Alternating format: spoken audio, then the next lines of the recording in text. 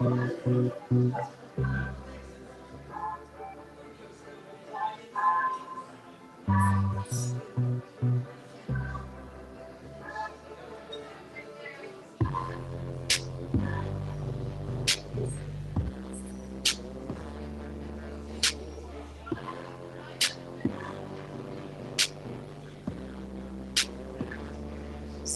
a mystery, sometimes I'm free. Painted on my book, all my attitudes. Sometimes I wanna run, but stay at home. Talking contradiction, guessing factual and fiction. A little crazy, a little sexy, a little cruel. Little up around the edges, but I keep.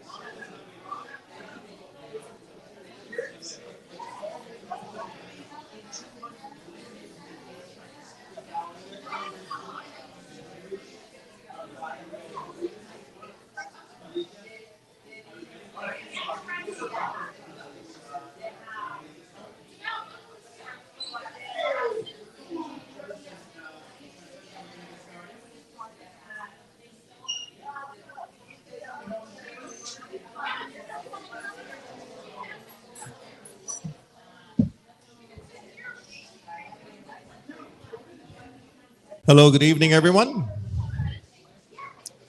I think we're ready to get started. I know some people said they're coming, but we got to get moving on this.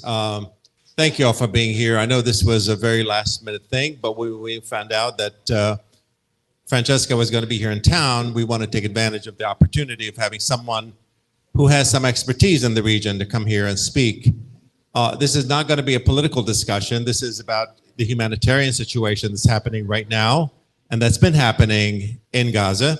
And we're going to have, I'm going to bring up here to the stage Francesca Albanese and Phyllis Bennis, who will be doing the interview with her. Of course, Francesca is the UN Rapporteur on Palestine, and specifically in the occupied areas and in Gaza. And Phyllis Bennis is a fellow at IPS, who I am on the board of. And she is the new Internationalism Project.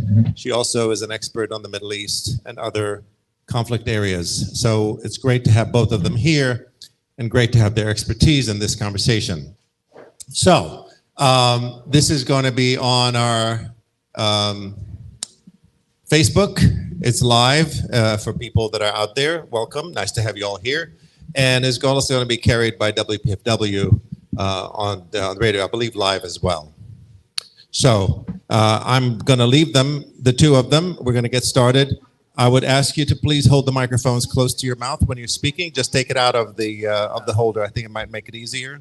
If you could take out the microphones out of the holder and hold on to it, it's easier to talk into it so that you can speak to it directly, because it's going to be broadcasted. Yes, just make sure that it's direct. And then we will open up maybe some opportunities for some Q&A toward the end, but we will have this conversation for about an hour, and then we'll continue with some Q&A for about a half hour after that. So again, welcome to Busboys and Poets. It's nice to have you all here. I know we've had a lot of, not a lot, but a handful of people who said, you know, this is not the time to do this.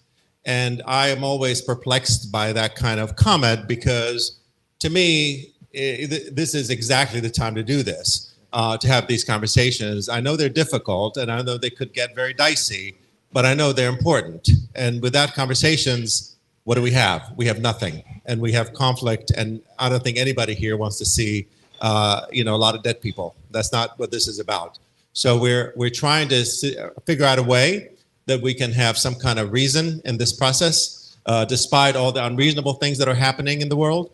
And we always promote the idea of dialogue. We've started peace cafes many, many years ago here at Busboys and Poets that have brought different people from different backgrounds, Jews and Arabs, Palestinians, Israelis, you name it, that have come here and had these really, really rich conversations and rich opportunities to exchange ideas. Because it's one thing to go online and start looking at Twitter and looking at Facebook and looking at people saying all kinds of crap to each other and being very hateful and very angry. It's a different thing when you're sitting face to face with somebody, as you all know. It becomes a whole different type of level of understanding between people. And I think that's what it takes. When I first opened Busboys and Poets, it was with that intention. The idea, I did not want to be reading emails and texts of people that are random, that I had no idea who these people were.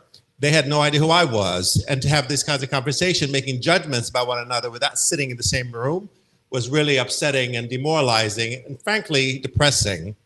And it's not until people can come to sit face to face and have a dialogue and a conversation, sometimes it can get very uncomfortable.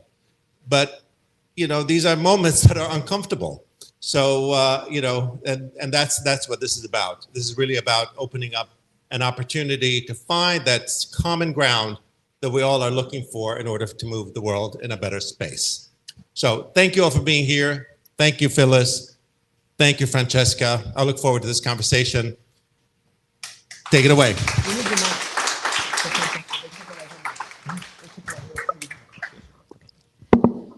Good evening. Thank you all for coming. Thank you all, those of you who are online and are watching on live stream and in other ways. This has been an extraordinary 10 days. It's been one of the worst periods that many of us can remember in our lives, certainly in our lives as political beings, as people committed to peace, committed to justice. We have seen challenges to peace, to justice, to life that have been horrifying to see, to be part of, and to have to respond to. And it's, as Andy said, exactly at those moments when we do have an obligation to learn, to figure out how best we can respond. And what's been amazing is that aside from the horrific reports that we're all seeing in mainstream media, in alternative media, in social media, and how difficult it is to see all of that, that we are also seeing people responding in ways that are filled with love and even joy on occasion coming together and protesting, demanding justice, and right now, keeping the focus on demanding a ceasefire. Because at the end of the day, nothing else matters. Whether there's a call for more humanitarian aid, it doesn't matter if the bombing continues and bombs the caravans that are loaded with materials trying to go in. If we call for an end to violations of international law, it doesn't matter if the bombing continues, because the bombing itself is a fundamental violation of international law. So understanding all of that, understanding the primacy of ceasefire and seeing the protest tomorrow, I bet, it's very hard to see from here, but I bet a lot of people here were at the protest yesterday. Yes, yes, a lot of hands. And a lot of people were at the protest on Monday. Yes. And a lot of people will be at the protest tomorrow, Friday at noon, also on the National Mall at 3rd Street and Madison. All of this is crucial, and that's just here in Washington, D.C. There have been protests around the United States and around the world saying no, and saying yes to a ceasefire now, not to wait, not because we don't need a ceasefire yet, as we tend to hear from members of Congress, from the Biden administration. And there's a history of that. There's a history of the United States voting against ceasefires, claiming we don't need a ceasefire yet. Those were Condoleezza Rice's words in 2006 in the Lebanon war. It was her words again at the UN in 2008 around Cast Lead, the attack on Gaza. And it's been the US position ever since. When people begin to call for a ceasefire, they say, no, not enough people have died yet. We don't need a ceasefire yet. Maybe in a few days we can have a ceasefire. How many more people have to die before you say that a ceasefire is necessary, that a ceasefire is urgent, that a ceasefire is now? So I would just urge all of us, come to the protests, write to your members of Congress, call their offices, call the newspapers, write letters to the editor, call radio talk shows, and keep the focus. We need a ceasefire now. Everything else comes after. And we're thrilled to have Francesca Albanese with us tonight. Francesca is, as Andy said, the Special Rapporteur on Human Rights in the Occupied Palestinian Territory at the United Nations. A very difficult job under the best of circumstances. And in this job, there are no best of circumstances. So it's always really hard. And Francesca has done an extraordinary job over the last several years and will be continuing for some time. Let's start, Francesca, with the overall context. We know what is happening. I just learned another horror story today. The Greek Orthodox Church in Gaza, the only Greek Orthodox church in Gaza, was bombed today. I don't know yet how much damage, but another atrocity after the hospital yesterday. So we know a lot of what is happening on the ground, but the context. Help us to understand how to look at that. First of all, thank you very much for being here. Thank you, Andy, for hosting us, and thank you, Phyllis, for being in discussion with me. It depends, really, answering this question depends on what you mean, because there is a significant context that has been there for many, many years and has not changed. I mean, but this is the pre-7th of October context. And then within this, there is the context that has, I mean, whatever has unfolded as of the 7th of September. And it's, and again, there is I agree with Phyllis, there is a lot of misinformation. There is a lot of rage and revenge that as feelings undermine the possibility of an individual to function rationally and to take important decisions, imagine at a collective level. And this, I see, and it's really hysterical, the reaction that many, including those in power, are having. There have been genocidal statements against the Palestinians this year more than before. And this was before the 7th of October. But the fury that has really taken control of the public debate as of the 7th of October translates into having Western policymakers using this language, like finish them all, kill them all. What is this? So which context shall we start unpacking? The post 7th of October? Let's start with the 7th of October, because I think I've said since the very beginning, this is a moment to express solidarity and support to both the Israelis, men, women, children, and elderly, and the Palestinians, men, women, children, and elderly persons who are going through dark hours. And I had no idea of how dark it would get in a few hours and days. And I've said from the very beginning, this is an opportunity for the international community to play in the spirit of wisdom and even-handedly. But probably I'm not in the right country to talk about even-handed reaction, because this country has never been even-handed toward Israelis and Palestinians. And this is part of the problem, because, I mean, we will have the chance to unpack it. But so, where do we start? The 7th of October. What Hamas militants, and we still don't know everything that has happened on that day, right before and the days after the 7th of October. But what Hamas militants have done is horrifying. And what I've seen, and I just limit myself to comment on verified images, verified information. We don't need to get into the, sorry, pardon my language, but I don't find another way of saying that, but there's really a pornography ongoing right now in the public media. And it's so disturbing that the pain and the suffering of others, it's in full display, but even exaggerated. I mean, there is a lot of speculation on other things, I mean, that are unverified, and I don't want to name them. But what we know, what we can see is horrific enough. So what Hamas has done, targeting civilians, killing civilians, this is a crime. The Palestinian people have been oppressed for decades.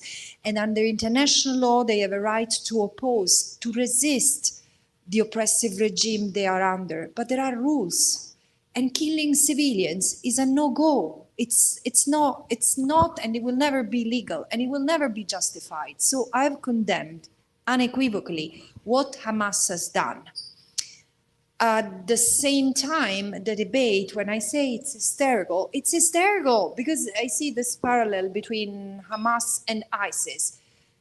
Excuse me, no, they're two different things. There are two different stories. There are really two different realities. And the fact that Hamas has committed atrocities and war crimes doesn't take away the level of condemnation, but at the same time, let's make a distinction, because again, it's just misleading to say that Hamas is ISIS. And so now the response. So it's very critical to unpack what is legitimate self-defense in international law, because Israel has been has used a word that I had not seen before. We are at war. It had been said rhetorically, like we are at war with terrorists, and everyone is a terrorist, every Palestinian. So there is a lot of dehumanization, but this time it's been used like we are at war with Hamas. And then they have invoked the right to self-defense under the Article 51 of the UN Charter, which stipulates that when a state comes under attack, has the right to defend itself. But there are limits. And there are two important contextual elements here. First of all, this is not a state against a state. This is a state that occupies another people. The West Bank, including East Jerusalem and the Gaza Strip. This is something that doesn't register with policymakers in this country. But the Gaza Strip is still occupied. Israel has responsibilities toward the Palestinians in Gaza because they are protected persons under international law, under international humanitarian law. And therefore, this has a number of implications. But still, so the bombing, the massive bombing that has been unleashed as of the 7th of October, which is, I mean, think that 6,000 bombs have been launched on a strip which is 360 something kilometers, and hosts 2.2 million people, half of whom are children. It's one of the most crowded, if not the first, the second most crowded place on earth, with nowhere to go. And Israel has bombed houses. Almost 100,000 housing units have been either severely damaged or destroyed. 1 million people displaced. 3,500 people killed, among whom I think almost 900 are kids. And many hundreds are under the rubble. And there are 47 families, 4 generations, who have been wiped off the registry. And there is no water, there are no medicines, there is no electricity, food is scarce. This is the situation. There was already an illegal blockade before the 7th of October, and the blockade has been tightened. Voila, another piece of information that doesn't register with policymakers. They say there is a siege has been declared on Gaza. No, there was already a siege, and there has been an unlawful siege for 16 years. And the siege has been tightened in a way that might amount to a crime against humanity, because a siege is a war crime, but intentionally tightening intentionally the siege might lead to starvation. And there is another element, which is the evacuation order that has been that was issued like 5 days ago, ordering 1.1 million, so half of the population of Gaza, which is concentrated in the northern part of the strip, 60% of the strip, to move south.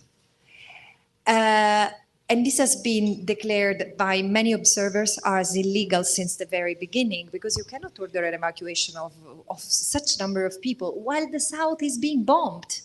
There are 4 principles that have to be observed in every military operations. The principle of distinction: you cannot target civilians. And so it applies to the non-armed groups, it applies to the occupying power, which is bombing Gaza. The principle of proportionality, so the military action must be proportionate to the risk. So what is being deterred right now? The third thing is the principle of precaution, not to create risks of harm to the civilian population. And then, of course, there is military necessity. So what is the end goal here? It is to eradicate Hamas. But how is Hamas going to be eradicated? The opaqueness of this is really everything that is at the roots of this delirium that dominates right now. So here's the situation. Here's the context. So yes, Hamas has committed atrocities and really serious crimes, and Israel has done the same. So this is the reality that we have right now. And happy also to talk about the pre-7th of October context, which matters, even if it's not covered by the mass media here. Thank you for that. That's an extraordinary sort of description of where things stand on the ground now. That is so vital. You referenced several parts of international law that I want to draw out a little bit more, because I think while many of us talk about international law a lot, most of us are not lawyers and don't necessarily know all of the background of how this applies. So for example, there's often confusion about the question of, because there's been a very specific General Assembly resolution years ago in the context of decolonization that says that a colonized people that faces a military occupation have the right to resist militarily. And they also are bound, as you have said, by the same laws of war that the occupying power is. So it is still prohibited to kill civilians, period, full stop, no exceptions. And that's, I think, sometimes hard for people to grasp, because there is a sense that people fighting for their lives should not be held accountable to international law in the same way, and in fact are not in the real world because of political pressures, so that many forces, the Israeli government is protected by the United States. The United States makes sure that the Israeli government is not held accountable in the United Nations, in the International Criminal Court. It does not pay a political price for its war crimes in the past. And that has been a huge challenge that we've tried to fight against. At the same time, I think it's very important what you reminded us, that the same laws are supposed to apply to all sides in any conflict. And you also mentioned that there are other restrictions. Could you talk about this notion that Israel does not have the same right to use military force at all, putting aside the issues of how they do it, and why that is? What is the restriction on Israel as the occupying power? So, and here's the broader context. Let me abstract from the current reality, from the current events. And this is something that I would have said anyway on the 6th of October. What Israel maintains in the occupied Palestinian territory since 1967 is an occupation, military occupation, that should have ended in November 1967, when the United Nations Security Council, with Resolution 242, ordered the withdrawal of the military troops from the occupied territories. And it was the West Bank, including East Jerusalem and the Gaza Strip, but also the Golan Heights and the Sinai. The Golan Heights is still as occupied as the rest, but less violent. So since then, instead of withdrawing the troops, Israel has transformed the military occupation into a vehicle for colonization.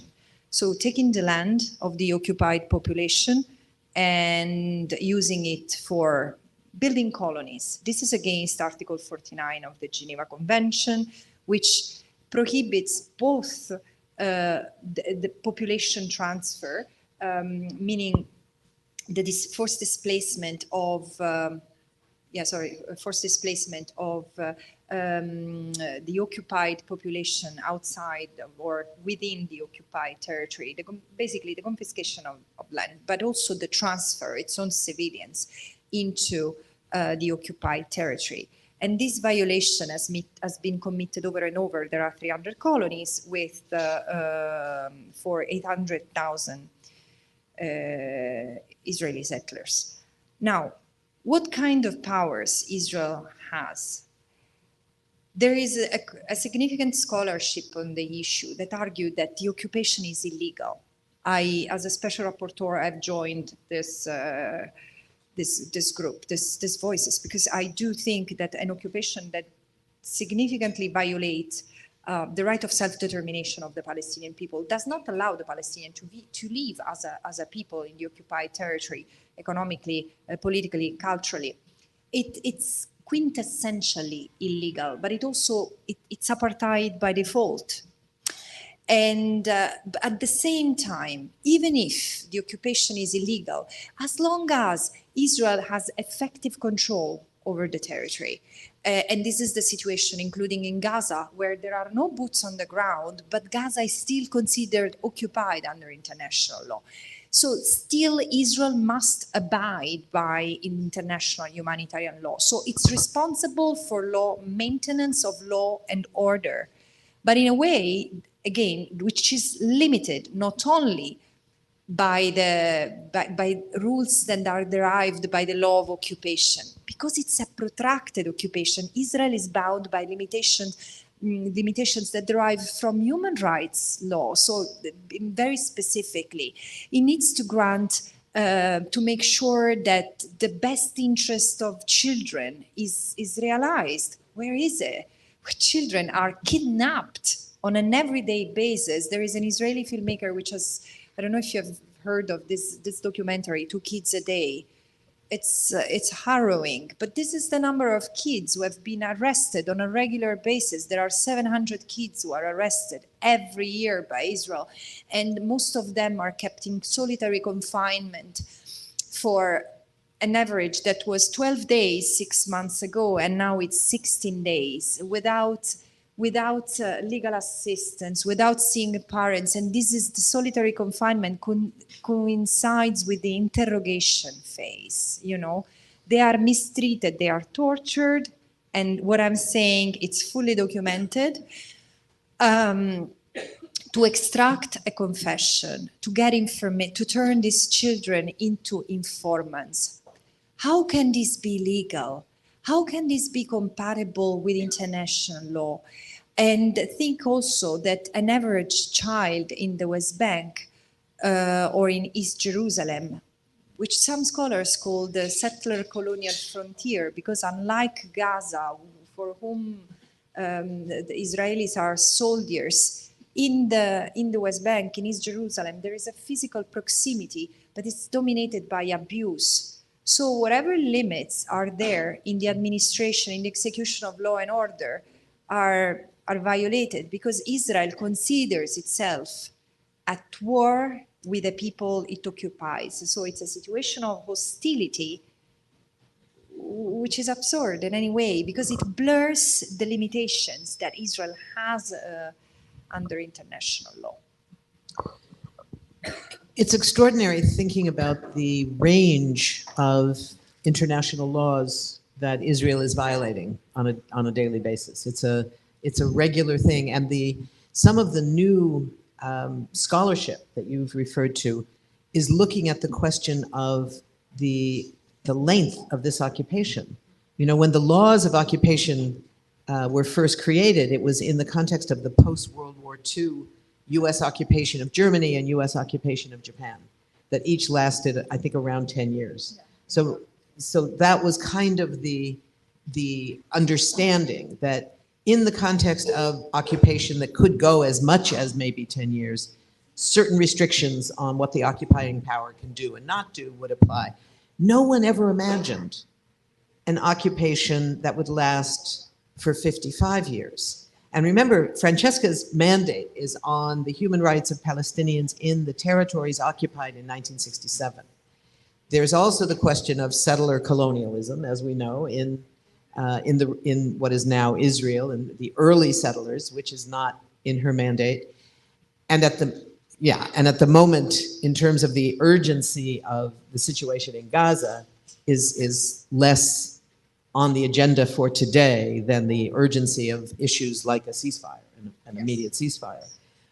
But I wonder if you could talk about sort of how the question of international law plays out and can play out in the activism that we're seeing here. You know, how do we use international law? One of the great things, and you don't have to listen to this part, one of the great things about what Francesca does, and it's been true of some of the other special rapporteurs who came before her, but not all of them. Not all of them have kind of got it, but she does.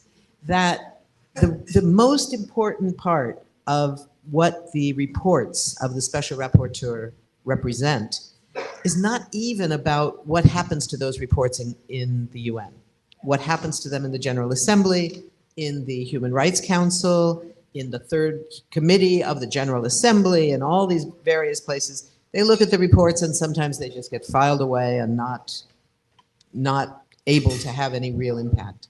Where they have the most extraordinary impact is when they are used as weapons of peace, when they are used as tools by activists like us to say to our own governments, you see, the UN says that this is illegal. How can we be supporting this? How can we be paying for this? The United States is paying 20% of Israel's entire military budget. 20%. Now, it's a pittance compared to our military budget, true. And it's also true that 20% of any country's military budget is a whole lot of influence that should be there. So I come back to the question of how we use these reports, how we use this information. From your position, working within the UN system, although not as a staff member of the UN, as an independent investigator, how do you see the best use of your reports, of your information? How can we maximize the influence of those reports? Yeah, thank you, Phyllis, because it's a very good opportunity also to think myself how these reports could be used. No, seriously, I think that I've been determined since the very beginning to produce analysis that could go in two directions. I mean, not necessarily in two directions, but could reach two different audiences in a particular way. First of all, I want to stress that I really think this mandate, compared to others, has a continuity of intent and dedication, because both John Dugard and Richard Falk and Michael Link, who preceded me, I think that we have always, we speak the same language. And this is why I comfortably keep on saying this mandate has been saying for 20 years now, has been denouncing apartheid. John Dugard was the first in the United Nations which said that, settler colonialism. Richard Falk has said it, and Michael Link denouncing the illegality of the occupation. So there is continuity. What I've done that is different is that I try to use my voice also outside of the United Nations. So once the reports are out, I've engaged since the very beginning a lot on social media, and this has given visibility to the mandate. This has also contributed to engage with a number of communities who are not necessarily aware of what a special rapporteur does. And as a Palestinian journalist said last year, you have become an intellectual voice on this issue. I don't know if it's electoral, but I do bring facts and the law to the table. And the second element is, this in a way, even my predecessor did so it's not that I invented something new. But instead of reporting on the cycle of violence that takes place, I try to, in the occupied Palestinian territory, I try to give sense around thematic issues and overarching issues. This is why self-determination needed to be discussed, because what is this mantra of whatever happens, two states, two-state solution? It's empty of meaning if you preach two-state solution and then you let impunity fester, because this is what has been granted to Israel, a license to carry out pure impunity, to build settlements, to arrest and detain without charge or trial, and so on and so forth. So, and I've insisted on overarching issues, saying the overall occupation is administered as a prison for the Palestinians, where the Palestinians are all considered a security threat, an incarcerable security threat. The very fact of stepping out of the small confined area that is given by the occupying power puts them at risk. And in my last report that I encourage you to read, I analyzed the legal grounds that lead to a Palestinian to be arrested or detained. For example, being part of a gathering of 10 or more people where something political is discussed without the authorization of the army, 10 years in prison. And throwing a stone at a moving vehicle, including an armored vehicle, a tank, 10 years in prison. And this is the most common charge for children. But if the stone has been thrown with intent to harm the tank, 20 years, this is the sentence. And of course, I mean, then there is the process of bargaining, the plea bargain in trial. But, you know, it's the system which is absolutely illegal. Orders written by soldiers, enforced by soldiers, reviewed in military courts by soldiers. This is why I say, together with Amira Haas, this is a military dictatorship. And a military dictatorship is not compatible with a democracy. So when here people talk about a democracy, it's a democracy only for the Jews. And this is not a democracy in substantive terms. And so what I try to do is now going to, sorry Phyllis, when I'm tired I talk a lot. Even when I'm not tired, but when I'm tired more. And so what activists can do with it, to use this narrative to challenge what is being said at the media level. I mean, the debate, these days in particular, is toxic. And if I see one parallel, I was not here during the 9/11, post 9/11, but what has reached Europe was the retaliation against Arab communities. I do see this happening right now and targeting the Palestinians among them. So I really ask you to be vigilant and to protect them, because they are in a very vulnerable situation. But at the same time, speak the language of the law equally. I really don't think it's fair, even in protest. And sorry if I mean, what Hamas has done is to be condemned. And it doesn't mean condemning the whole right of the Palestinians to resist. But what Hamas has done, it's not only an atrocity, but it's also a liability for the entire Palestinian people. And there is nothing wrong in condemning it. But at the same time, it is to be said, because in meeting with politicians these days, what I've heard is, yeah, but how come that the movement out there doesn't condemn what Hamas has done? I don't know if it's true. I don't know if you have condemned. I hope you have. But at the same time, it's not because politicians expect you to do that, but it's fair and right. And as I said, this is a moment for humanity, expressing humanity both toward the Israelis and the Palestinians, because both are trapped in a settler colonial reality, although with very different responsibilities, agencies, and suffering. Thank you for that. This year, each year, the theme of the Special Rapporteur's report focuses on a specific area. And this year it's around children and the denial of rights of children, the violation of the Convention against the Convention on the Rights of the Child, which now that the one other last country has signed on, the United States remains the only country in the world who has not signed and ratified the convention, the only one. Somalia was our partner in crime on this one. Somalia finally last year signed on, so we are now alone in being the only country that refuses. But I wanted to probe that one a little bit. One of the examples of apartheid that I've found has been one of the most shocking for people to hear, and one of the most clear when we talk about what it means to have two legal systems for two different peoples in the same territory, governed by the same political and military forces. And that is the difference of how children are dealt with in the courts. We talk here in the United States about how children of color, Black and brown children and indigenous children in particular, are so routinely mistreated in our juvenile courts. It's a constant battle.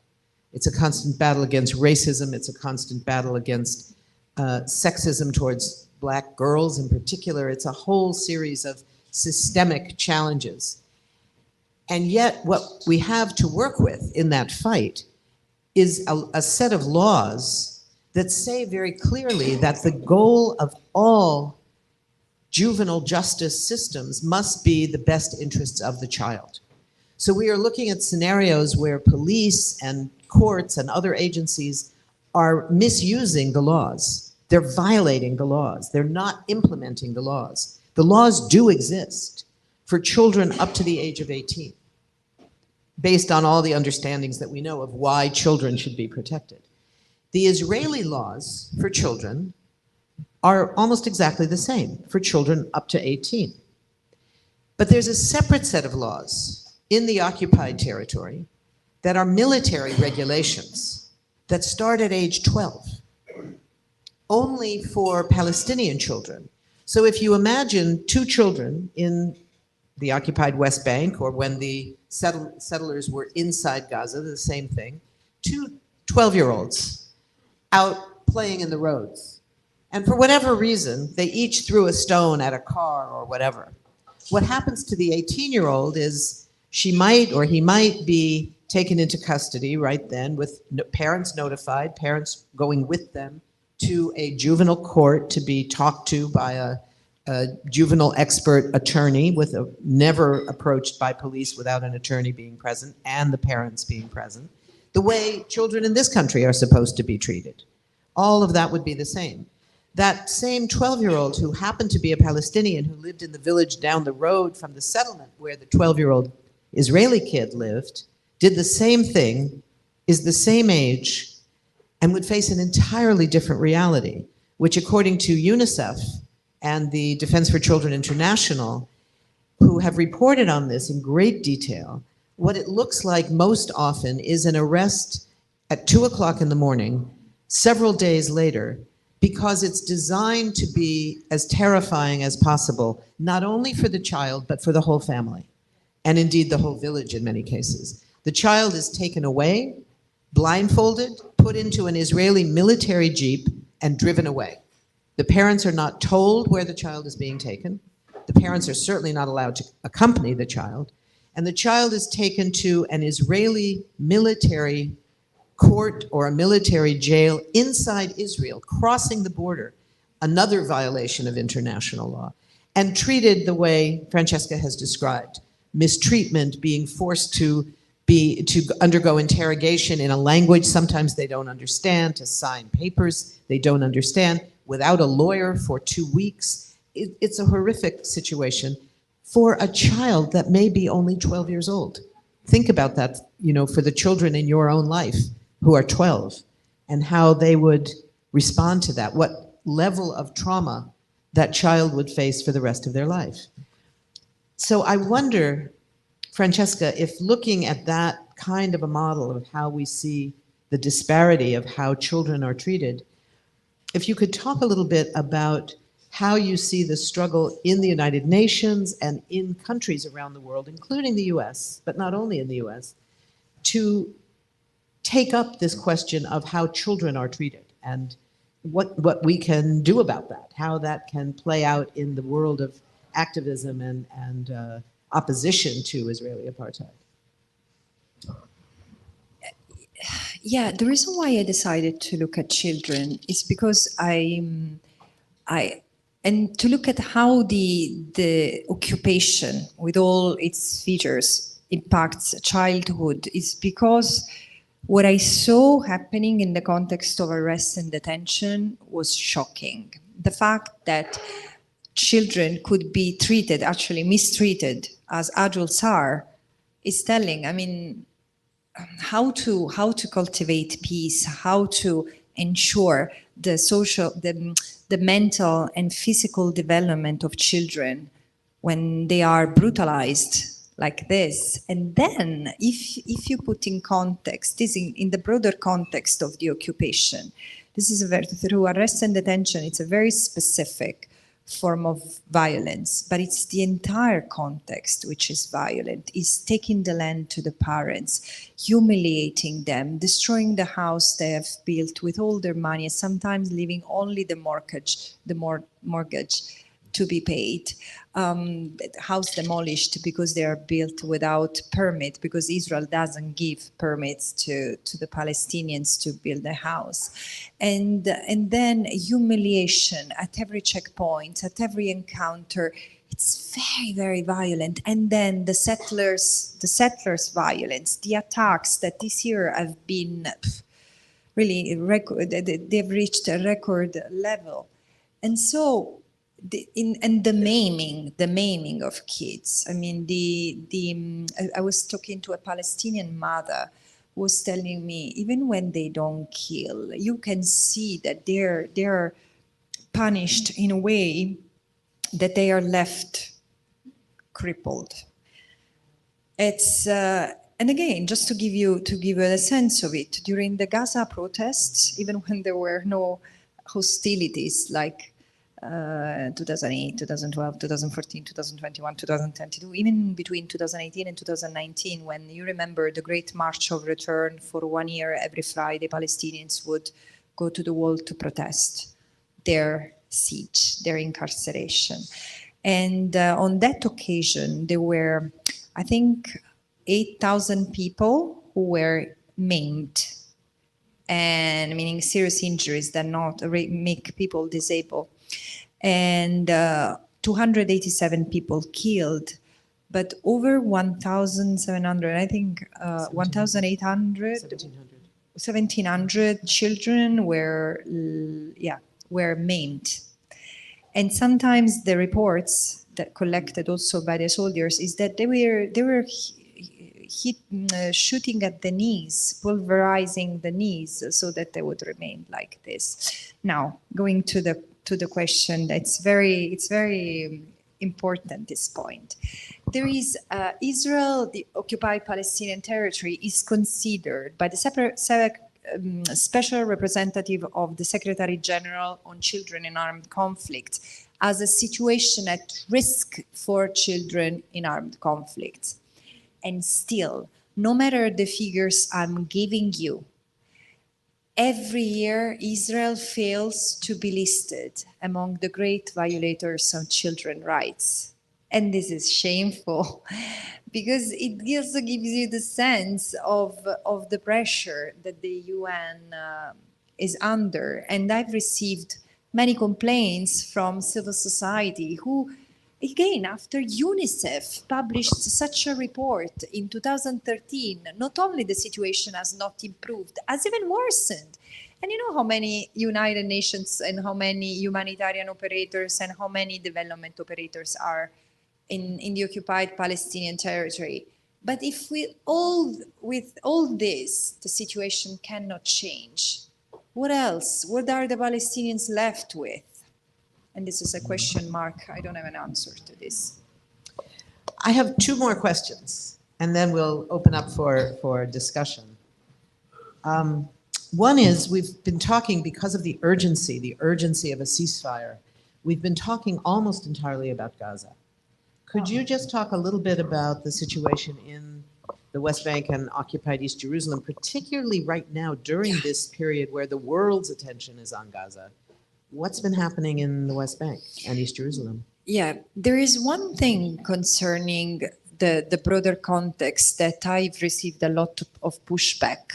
I mean, not just in the US, but every time I try to bring the context back, it sounds like justifying what Hamas has done, which is no. But at the same time, one fact is that during the 16 months I've been special rapporteur, there were 60 Israelis killed and 460 Palestinians. Most of them in the West Bank and East Jerusalem, because like B'Tselem, this Israeli human rights organization, has documented for a long time now, there is a shoot to kill policy. And the lethal force is used not just as a last resort, but to neutralize the threat. And this is used against the children as well.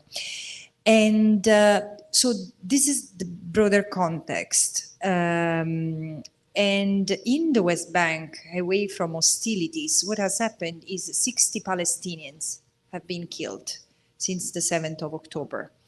And settler violence is rampant.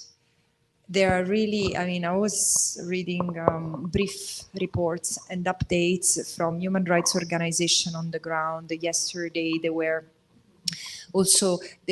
the only one who go there to protect the Palestinians are not the internationals, are Israeli Jews. And yesterday or the day after, they were trying to protect a number of Palestinians because there have been cases of people kidnapped and severely beaten and tortured, and even the people who went there to protect them were assaulted and beaten and arrested and then set free. But the situation is very, very serious. So it seems that with all eyes pointed at Gaza, without any improvement of the situation, because just the eyes are pointed and no one really says a thing that makes sense to stop to stop this massacre, which can only be done through a ceasefire. There is no way around it. And yeah, the settlers and soldiers' violence is increasing. So it's very important that you keep this in your advocacy. And yeah, because it's getting even there out of control. Well, then maybe our last question before we open it up, it goes to this point that you're just saying about the settler and military violence in the West Bank and Gaza, and the need for a ceasefire in Gaza, an emergency ceasefire. What do you see as the way forward, both at the short term and the maybe medium term? Long term is another question, but in the short and medium term, where do we go? I think that I'm going to say something, and it's maybe popular in this group, but not in this country. What is needed is not a war cabinet, but a peace cabinet, because war has already, war has already been, the security response has been already tried over and over and over, and has only brought more destruction and more frustration, more suffering, more pain, and now it's of abysmal proportion. So I also think forward, but beyond the rage of the moment, I know that it probably is not very representative of the majority of people in Israel, but I've heard the people who have survived the violence of Hamas militants. And again, I think we should really wait, because we still don't know what has happened and how much these massacres had been ordered, or things have just gone out of control. Doesn't matter. They have happened, and justice should be done, but not through another massacre. And I've heard Israeli women who have gone through this and said, "We don't want revenge. We want peace." I don't think that there is anyone who deserves it more than the Palestinians and the Israelis. So us, from outside, should be the voices of peace and wisdom, instead of arming the rage of someone, which will bring other rage in response. Voilà. So ceasefire, protection presence on the ground as soon as possible, and I've been asking for it since the beginning of my mandate. A release of the hostages and all the persons detained arbitrarily, which includes the many Palestinians, the kidnapped kids, as I said, and then an international community that act responsively and bringing to the table people not to decide not to discuss the form of states, but the need to have equal rights, equal dignity, equal freedom for everyone in that land.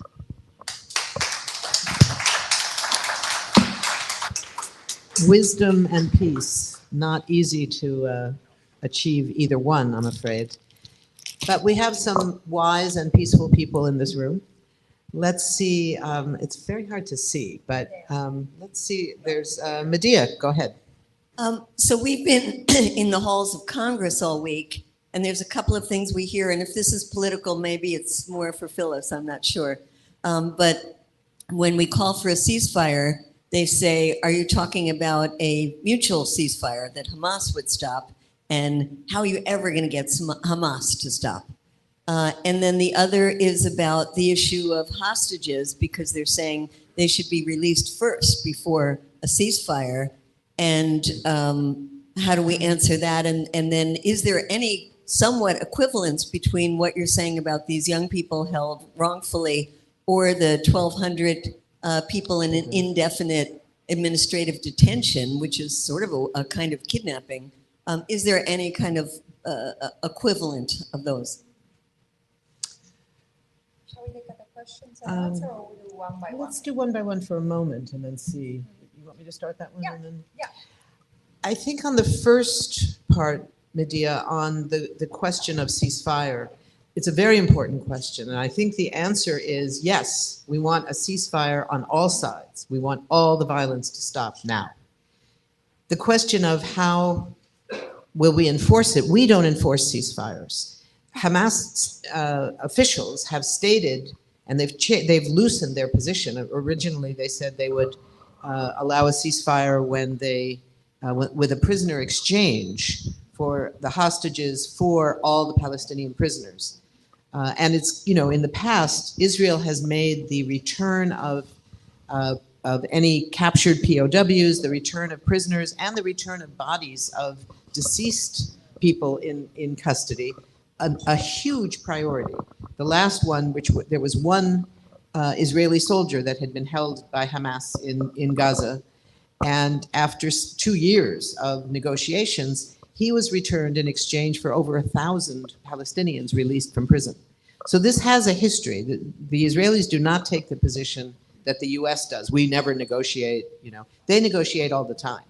So the question of linkage is certainly a possibility, but the most recent position of Hamas has been that they would stop all the bombing if the, how did they word it? If the bombing stopped, they would release all the prisoners. That's what it was. They would release all the prisoners. I think in terms of a ceasefire, our position should be a ceasefire on all sides. The rockets that are sent, and there are continuing rockets being sent from Gaza. As far as we can tell, they're illegal because they can't be aimed at military targets. They are just sent in without being, because they're quite primitive rockets. They're not apparently doing any damage, and no one has been killed since October 7th, as far as I know. At least there has not been coverage of it, if there have been. There certainly have not been large-scale death, the way there has been huge-scale death on the Palestinian side. So calling for a ceasefire on all sides, absolutely. And then the point is that you don't start from the vantage point of nobody's going to abide by it. It may be that neither side abide by it. Israel also has a history of violating ceasefires. But you don't go in with that. You go in with, this is what we need on all sides. And there will then be negotiations over prisoner release, over the detention of children. I mean, you could imagine an exchange of the child hostages, which I think are in the 30s, 37, 38, something like that. And the children, there are 112 children being held in Israeli prisons. Of those, I think about 12 are held in what amounts to administrative detention. It's a much smaller number, but it's still children being held in without charge, without trial, without conviction, without anything, and children who were illegally taken and are now being held as hostages. So one could imagine all of those things, and should. We need imagination for these things. But in terms of what to say to Congress, I think it's as soon as they say, well, are you saying both sides? Absolutely. We are calling for an end to the violence on all sides. And we are condemning violence against civilians on all sides. And there is not much of an answer they can say back to that. It doesn't mean they're going to embrace the idea. And then the answer to that, I would say, is the bombing continues and is putting the hostages at great risk. The hostages are in danger of being bombed and killed by Israeli bombs. So it doesn't make any sense to say, release the hostages first. The hostages, in my view, should never have been taken. Holding hostages is illegal, and there should be consequences. And right now, we're trying to figure out how to get them free, not to hold up the perfect arrangement of how they should be released when they shouldn't have been taken in the first place. And I have no problem saying that to a member of Congress, making clear we don't support the taking of hostages. We don't support attacks on civilians. So we're not Hamas. We can't answer for Hamas. And we can't answer for the IDF, nor can Congress. All they can do is continue to send weapons. They don't hold them accountable. They don't say to them, if we send you these weapons, will you agree to stop bombing civilians? They don't say that. So it's, both sides need to be brought into a process. And it's all we can say to members of Congress. We can't guarantee that Hamas will any more than we or they can guarantee that the Israelis will abide by any agreement for a ceasefire. But the demand must be a ceasefire on all sides. How can you negotiate while you're being bombed? A question back here. Go ahead, please. Hi, sorry. First of all, I want to say thank you so much for having this event and for what you do. I know it's really difficult because I lived in Jerusalem for 4 years. I was an independent journalist, but my husband was a journalist for a local Washington, D.C. newspaper. And No, I'm sorry. He worked for the Baltimore Sun at the time. So, and I was there doing freelance. I've covered many stories about people's houses being taken, their land being taken in eminent domain, and then that's it. You have to move out. I covered, my first story was a project for the UN called Children of Gaza, and I interviewed 8-year-olds who had tiny little sticks for arms, but they had bullet scars. I interviewed bus bombers, the family of bus bombers. I covered bus bombings. And that was 30 years ago. So here we are 30 years later. And if you look at the map of Israel and Gaza and the West Bank, it hasn't gotten better, it's gotten worse.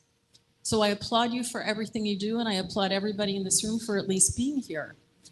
My question to everybody, including you and anyone in this room, is when you talk about the halls of Congress, you're talking about politicians who are trying to maintain their offices. And they're thinking about their voters and they're thinking about their donors. So how do we make this shift in the hearts and minds of Americans who may or may not have ever been there, but feel like they have some ownership in Israel? How do we change the hearts and minds? Because it's frustrating and exhausting and heartbreaking to sit in this room and hear you repeat everything that I experienced 30 years ago that is still going on. It's a hard question. Such a good question. I'm sorry, but I'm so frustrated. And thank you again for doing this. You go first. Where to start? No, it's a very good question, and it's a very difficult moment to give a meaningful answer. I fear this is whatever I'm going to say sounds like fantasy, because the reality right now is that the debate is very toxic. In the media, there is so much that is said, and what is not being said, it's inferred, and it's very violent. So the way the media, mass media in this country, not different from what's going on in many European countries, I would say, is really dehumanizing what the Palestinians are, who the Palestinians are, and what the Palestinians are going through.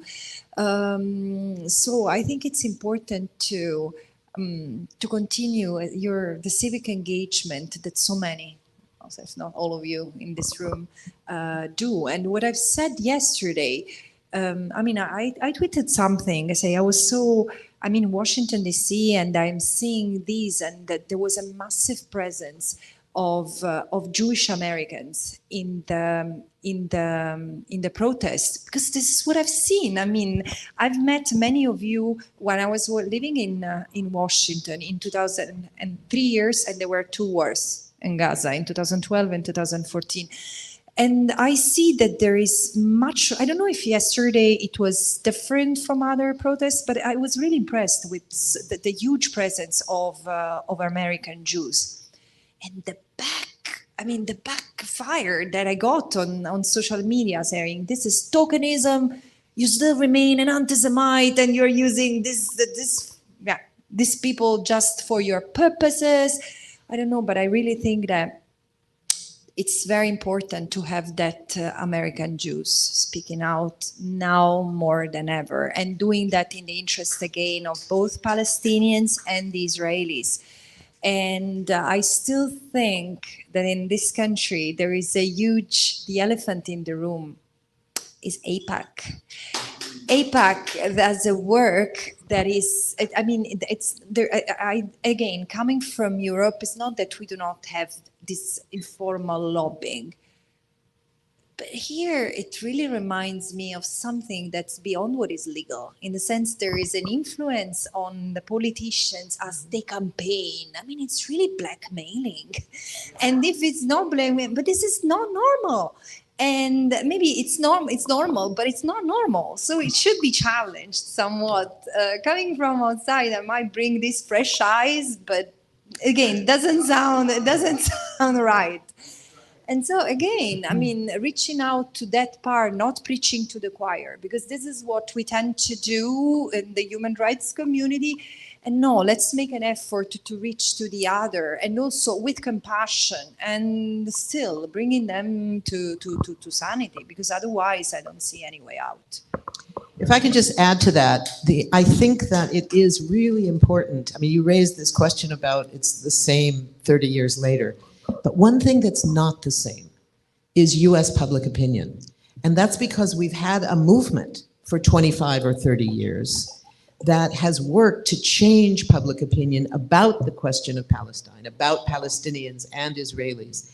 And we see it in the polls, we see it in how communities are interacting. We're starting to see, we're seeing it as bad as the media is right now. It is head and shoulders better than it was, during, for example, Cast-Led, when, of course, there were no cell phones and computers in Gaza at that time that were sending stuff out. There was one New York Times stringer in Gaza in those days. There were no other foreign journalists, and no local Palestinian journalists had access outside. So there was nothing. It's entirely different. We're seeing, I mean, there's been huge challenges now. The disappearance of the 3 Muslim anchors from MSNBC over the weekend. And we're still seeing them as reporters, but they're not in their anchor chairs. But there is still a ton of Palestinian voices. The work of IMEU, the Institute for Middle East Understanding, their whole job is getting Palestinian voices and pro-Palestinian analysis into the mainstream media. When they started 10 years ago, they had one person on staff and they sort of had nothing to do. They had nothing to do. Now, they can't keep up with the requests for speakers, for people to be interviewed, all of that. The rise of organizations like Jewish Voice for Peace. So what do we see in the polls? Polls by themselves are snapshots. They don't tell you anything. But when you see a set of polls all going in the same direction, that tells you something about the trajectory of opinion. So if we look, for example, at the polls of the Jewish community in the United States, the most recent one taken by the Jewish Electoral Institute, 25% of American Jews think Israel is an apartheid state. 38% of young Jews say the same thing. 44% of Democrats last year said Israel is like apartheid. That's an incredible shift from the day when Israel was actually a much more popular issue among Democrats, because there was this view that Israel is a little bastion of socialism, right? That was the early Zionist views in the 50s and 60s and into the 70s. So it was much more popular among progressives, and it was the right-wing Republicans that were against Israel. It's been a complete reversal. Now, if we asked the Jewish community in a poll today, would we find 25% saying Israel is an apartheid state? No, I'm sure we would not. And yet, I've been very surprised over the last 5 or 6 days compared to my absolute despair on October 7th and 8th, when I thought we were about to lose all of that accomplishment of 20 years' worth of trying to change the discourse. Because what we're seeing is that people are not buying the line being put out by the mainstream media. I mean, not entirely, but they're not buying it wholesale. We're not seeing people in the streets in larger numbers, for example, supporting Israel than supporting Palestine. There was a piece I think it was in the Post this morning, maybe in the New York Times, I can't remember which. There's an institute that tracks protests on all issues. And they said over the 10 days, the first 10 days since October 7th, there were 200 and something pro-Palestinian protests and 200, and it was about 10 more. It was virtually the same pro-Israeli protests across. This was in just New York, or this was all US. This was East Coast, or maybe this was national, I can't really remember. But the point was they were virtually identical in numbers of protests on the two sides.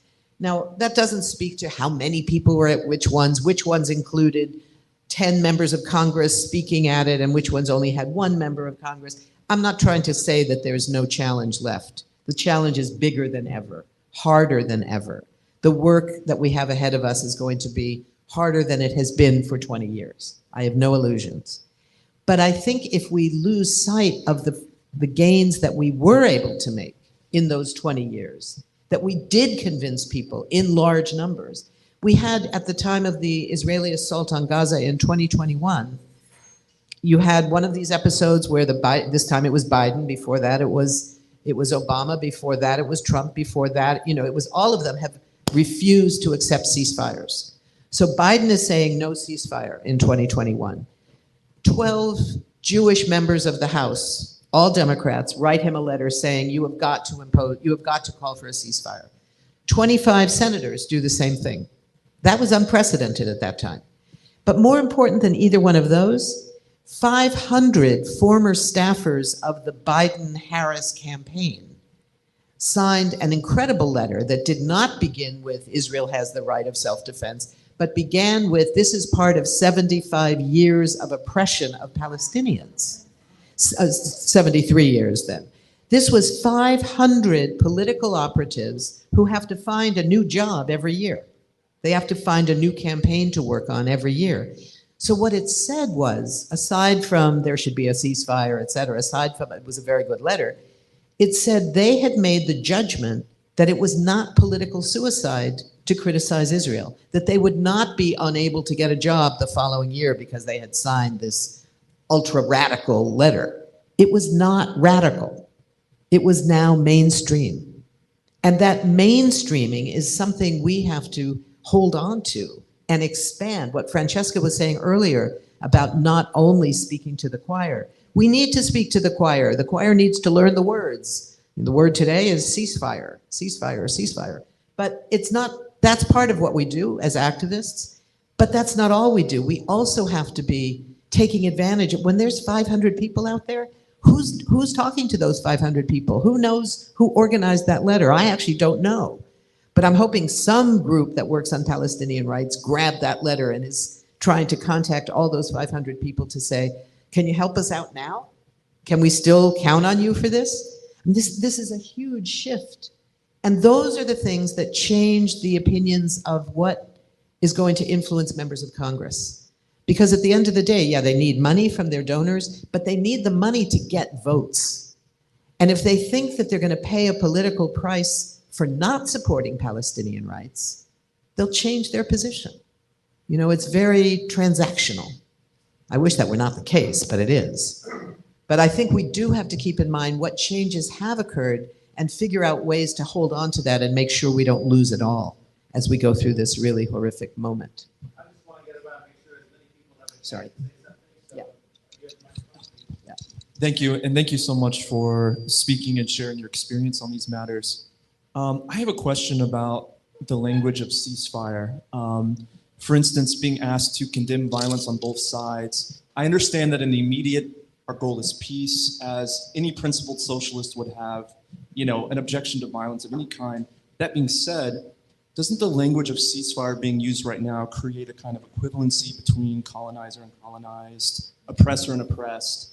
I mean, shouldn't our goal as leftists be not just ceasefire, but dismantle the apartheid state that is inflicting violence every day of its existence?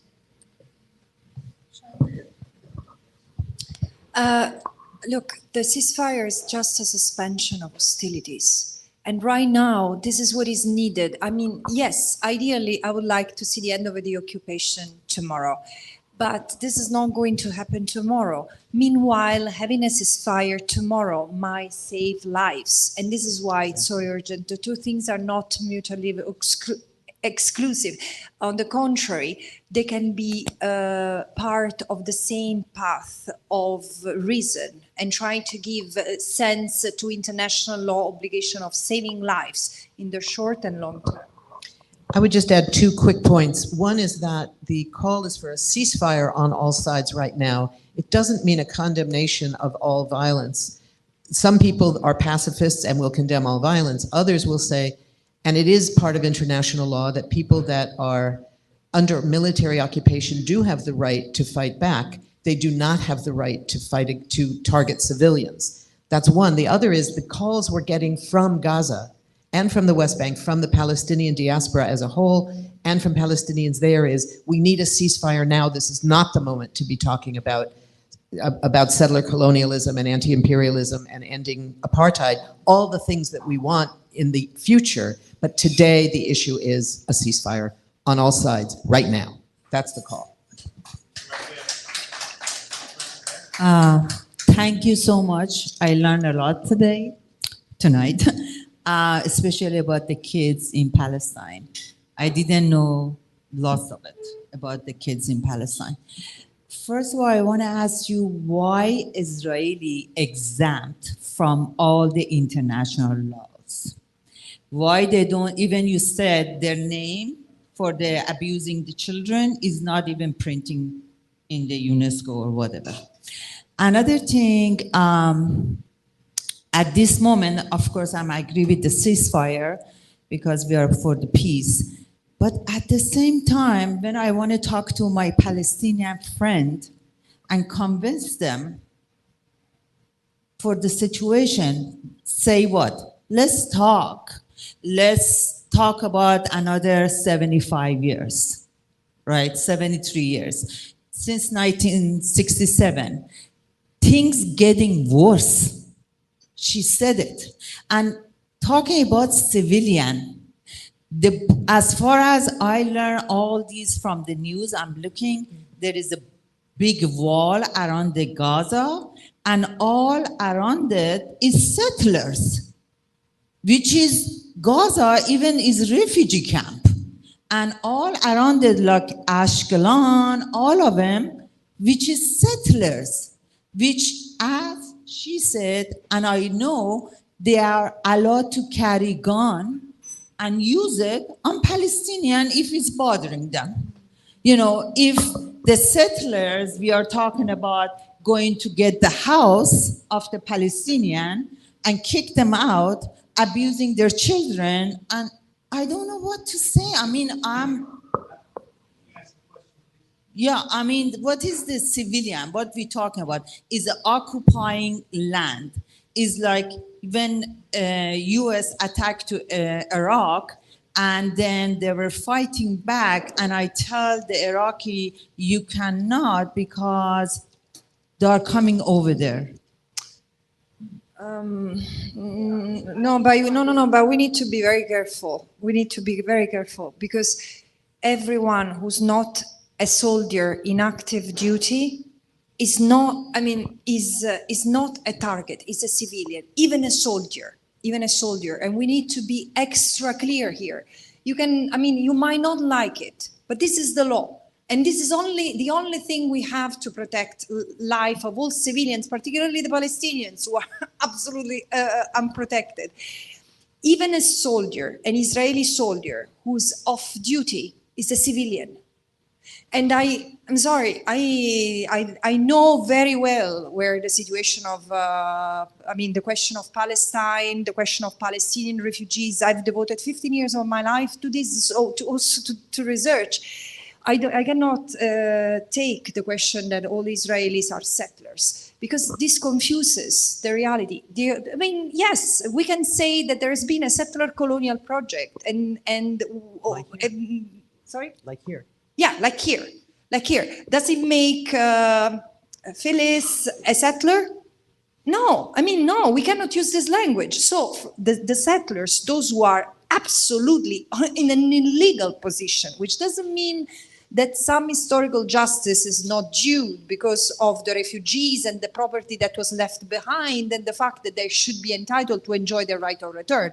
This is the thing, but we cannot use. We have to be very, very careful. And the settlers are those who are in the West Bank occupying illegally Palestinian land. We start with that. We need to start somewhere. So we need to start by correcting the ongoing illegality. And only that we will have an opportunity to also deal with historical justice that Palestinians are entitled to. I'm not saying no, but yeah, we need to distinguish. Because of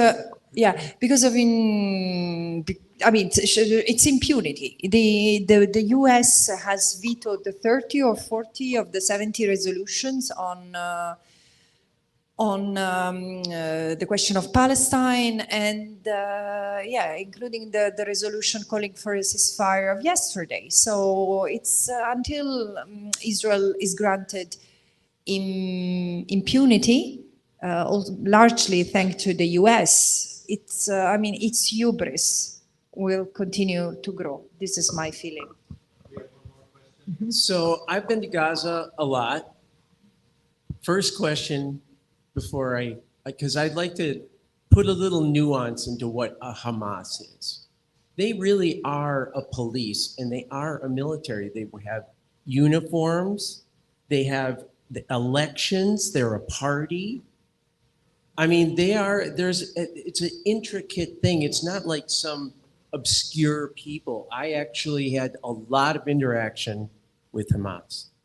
Many of my friends were in the Hamas party. So it's not like they all are the same. They have babies but like I was friends with the Minister of Education and he was very, very nice man. And when we were there, we had to have security. They really did not want any of us to get hurt in Gaza. So we had a lot of that. Anyway, these guys, so there is a way to tell, and Israel knew every single one. I could tell you a story where we were going to the east and the Hamas had to stop the car, get out, because they said any closer and they're gonna die. So they just, and then the bus carried us to this farm. All right, no, my question is what's gonna happen when they invade? I mean, I think it's gonna be terrible. It's going to be terrible. Do you want to answer that? I can't even. I think it's clear. It's going to be terrible. That's why we need a ceasefire before there's a ground invasion, which will make everything far worse than the horrific situation we're already facing. That's what the Palestinians in Gaza right now are saying. That's what the Palestinian civil society leadership that represents people in organizations across the diaspora, inside Israel, in the West Bank, in occupied Jerusalem, and in Gaza are all saying is focus on a ceasefire. That's what we need before there is an invasion. They have 300,000 troops surrounding the Gaza Strip ready to invade. It's not ever easy for a military power to either keep soldiers in place like that without giving them something to do, or to withdraw them. Politically, that's also very difficult. But that's the challenge we face now at a global level, a global movement that is rising right now and that we're part of, to say there's got to be a ceasefire instead of a ground invasion. No, yes, and unfortunately, I was just checking the messages. I mean, it seems that it's really happening. Is it starting now? No, yet, but they are calling. No, they are calling for, I mean, the messages that I receive from the ground is that they are preparing to invade in a few hours. And I truly hope this is not true. So, yeah, all the more, I mean, everyone has ugly months ahead. This is my feeling, whatever happens. Ugly months ahead. And there's a protest tomorrow at noon on the National Mall at 3rd Street at Madison and Jefferson, the same place as yesterday's, as a matter of fact. 12 noon, be there, tell your friends. Meetings with members of Congress should go forward, the protest should go forward, it's all necessary. Talk to your families, talk to your friends about calling their members of Congress, writing letters to their newspapers. Everything we can do needs to go forward. So we have one last question. Yeah. So I have a question about the hospital. And the fact that when I was looking at mainstream media today, that's all they were talking about. And the fact that they're saying there's no way that this could have been an Israeli attack. It had to be the Islamic Jihad. And I know that on Democracy Now! This morning, that Mustafa Barghouti was talking about how this is, I mean, he didn't put it this way, but of course it's like the WMD. And he mentioned that there were actually 3 different explanations by Israel and that they kept changing it. But my question is, this is just one of the many things that is going to continue to come up as something that we all just want to, it's so frustrating. How do we respond to this? Because of course, there are different ways to respond. So I'm just curious how you would suggest dealing with these kind of continuing problems with misinformation. You want it? You want to go first? Disinformation is an old story. And on the question of Israel and Palestine, it's a really old story. So this is not new, but it is a hard one. I think for one thing, just one resource, the UK's Channel 4 did a very good video investigation. That was the one you sent around this morning, that people should take a look at. It does not come to a final conclusion of who sent the, who was responsible. But it goes through all the reasons that Israel has claimed and explains why they really could not be accurate, and all the reasons why the notion that other people who have said that it was in fact Israel, it makes a lot of sense. So even though they didn't come to the conclusion, you can draw the only conclusion you can draw from it is that it was in fact an Israeli strike. The other point of it, though, is we don't know this yet. We don't have precise information. What we do know is that the reason that hundreds of people were killed was because thousands of people were sheltering from Israeli bombs, not from Islamic Jihad missiles or rockets or anything else. They were sheltering from Israeli bombs that had destroyed their homes. 80,000 homes have been destroyed, as well as other damage to huge other buildings across northern Gaza and southern Gaza, where it continues. So the point is, this is why we need a ceasefire.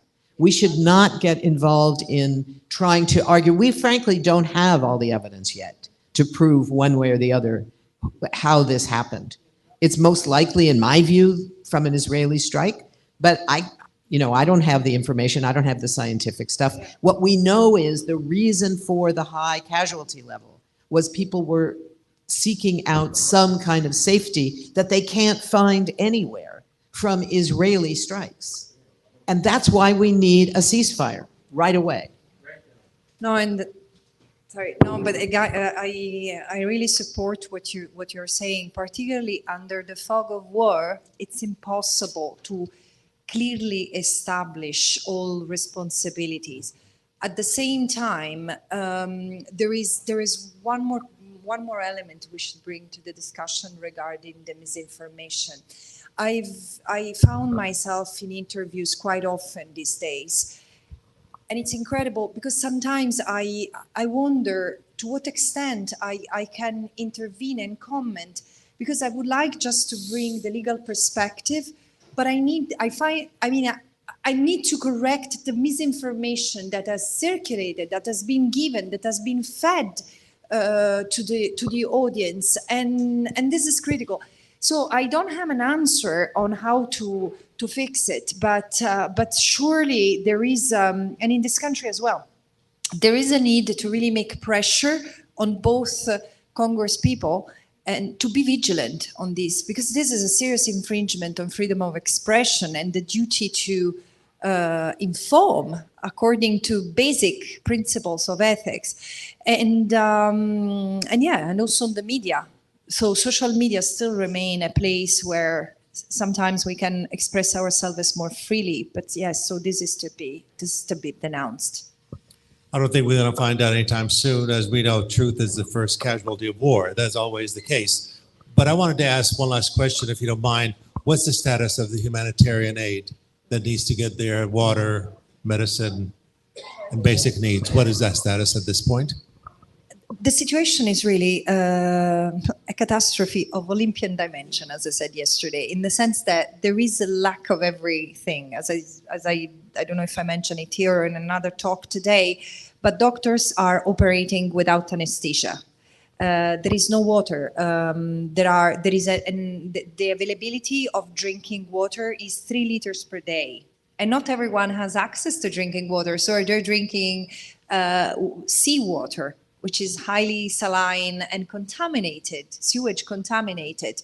So they need food, they need really basics because 1 million people was made homeless by this or displaced. So it was more accurate to say displaced because they cannot return to their homes. So they need everything. The humanitarian needs are really difficult to estimate. And now there are 20 convoys which have been authorized by Israel to enter through Gaza. And I don't know if this has happened yet. No, they will start entering the Gaza Strip tomorrow.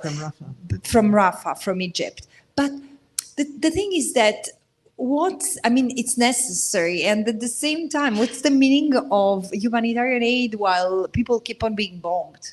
These are civilians. It's such a huge and brutal form of collective punishment. All right, thank you so much. I know this has been a difficult conversation for many of us, but it's an important one, and it needs to continue. I appreciate you for sticking around and staying with it.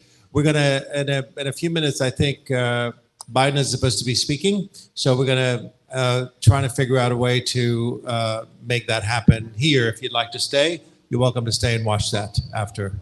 So thank you. Read it tomorrow.